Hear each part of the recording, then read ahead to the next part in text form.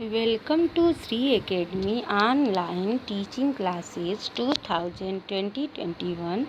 सुप्रभात। मैं नीलम त्रिपाठी आज एक नए विषय के साथ प्रस्तुत हूँ। वह विषय है निबंध लेखन। तो आज हम पढ़ेंगे निबंध लेखन। तो क्या आप जानते हैं कि निबंध क्या है? यदि नहीं जानते तो कोई बात नहीं, आइए हम बताते हैं कि निबंध है क्या। निबंध शब्द नी तथा बंध इन दो शब्दों के मेल से बना है। इसका अर्थ है पूर्ण रूप से गठित अर्थात बंधा हुआ। तो इसकी परिभाषा बनती है पूर्ण रूप से गठित वाक्यों का जो समूह है वह निबंध है। आइए जानते हैं निबंध के कितने अंग होते हैं। निबंध के 3 अंग होते हैं: भूमिका, विषय विस्तार, उपसंहार। निबंध का पहला अंग भूमिका होता है। भूमिका में विषय को 4-5 वाक्यों में समझाया जाता है। इसे प्रस्तावना भी कहते हैं। अब इसका दूसरा भाग है विषय विस्तार। निबंध का दूसरा अंग है विषय विस्तार। विषय विस्तार में विषय से संबंधित भिन्न भिन्न बिंदुओं पर अलग अलग अनुच्छेदों में विस्तार से लिखा जाता है। आइए बच्चों, उपसंहार के विषय में आपको बताते हैं। उपसंहार निबंध का तीसरा और अंतिम भाग है। इस भाग में निबंध में बताई गई सारी बातों का निष्कर्ष लिखा जाता है।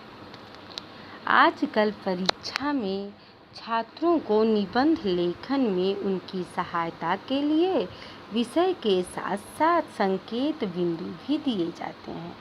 उन्हीं के आधार पर विद्यार्थियों को निबंध लिखना होता है। तो आइए हम जानते हैं कि निबंध लिखते समय किन बातों को ध्यान में रखना चाहिए।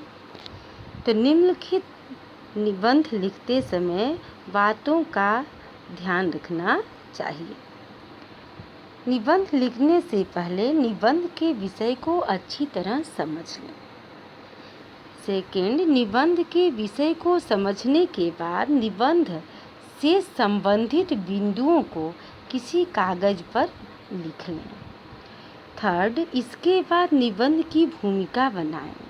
फोर्थ, प्रत्येक बिंदु को एक अलग अनुच्छेद में लिखें।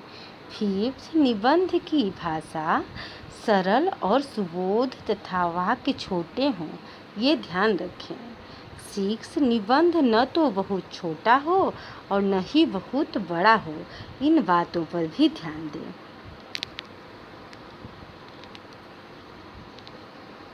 तो आइए जानते हैं कि निबंध के कितने प्रकार होते हैं।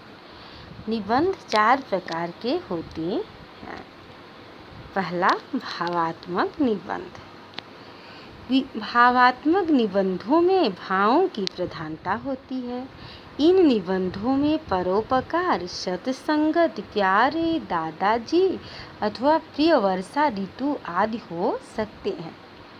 और सेकंड है विचारात्मक निबंध।